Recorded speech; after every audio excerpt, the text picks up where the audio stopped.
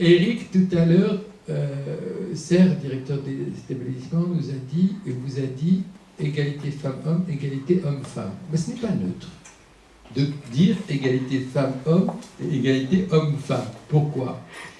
Alors ceux qui étaient là peuvent répondre. Parce que quand on dit égalité hommes-femmes, on est sur le constat que depuis la nuit des temps, depuis grosso modo le néolithique, les hommes ont confisqué un certain nombre de pouvoirs et dominent les femmes. Il y a une domination masculine sur l'humanité. Donc homme-femme, c'est décrit le processus historique de domination depuis la nuit des temps. Allez, on va dire moins 10 000 ans, ça suffit.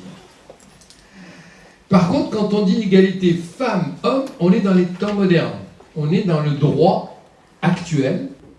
Quand la loi est inégalitaire, on ne parle pas de discrimination. Quand les femmes n'avaient pas le droit de travailler sans consentement de leur mari, on n'était pas dans la discrimination. On était dans un système politique qui organise l'inégalité par la loi. Attention, même dans les démocraties, l'égalité dans la pratique n'est pas encore arrivée. C'est ça notre combat. Notre combat, c'est de transposer du droit aux pratiques. Et ça, l'éducation populaire, elle joue un rôle. Le centre social, il joue un rôle. Vous avez retenu que toutes les religions organisent à leur manière l'inégalité femmes-hommes.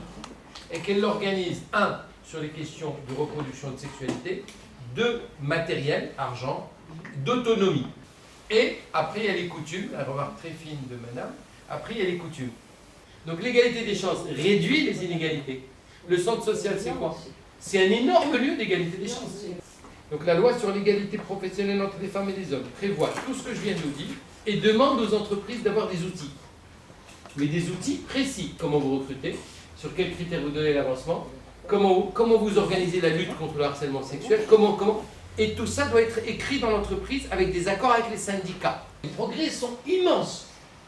Mais les progrès dans le travail ou dans le champ politique sont beaucoup plus visibles et beaucoup plus faciles que dans la société en général. Parce que dans la société, c'est tout un travail d'éducation populaire, de travail sur l'instruction dès l'école primaire et de sanctions visibles. La sanction doit être visible et dissuasive. Vous venez d'intervenir au centre social Lagarde pour une journée de formation sur les inégalités hommes-femmes. Comment avez-vous vécu ce temps? D'abord, c'était un temps passionnant parce que j'avais un public à la fois de professionnels et des citoyens, des habitants de tous âges, dans une diversité absolument remarquable. Et la première chose, c'est que nous sommes arrivés ensemble, avec ou malgré nos différences, à reconnaître que le plus important, c'est la démocratie, de construire la démocratie par la loi, égalité femmes-hommes, mais que l'égalité femmes-hommes par la loi ne suffit pas et qu'il faut aller beaucoup plus loin pour travailler au quotidien, faire changer les mentalités. Vous avez plutôt l'habitude d'intervenir avec des professionnels? Essentiellement. Il est rare qu'on ait l'occasion, comme ici dans ce centre social, de travailler avec des citoyens. Généralement, ce sont des professionnels, responsables des ressources humaines, secteur public ou secteur privé, au monde associatif, mais ce sont des professionnels qui vont mettre en place un programme d'égalité très technique, juridique, technique, organisationnel. Mais il est rare qu'on aille si loin, alors qu'avec vous, on a été aussi sur les questions de mentalité, sur les questions de vivre ensemble au quotidien, comment pratiquer ça dans la vie courante.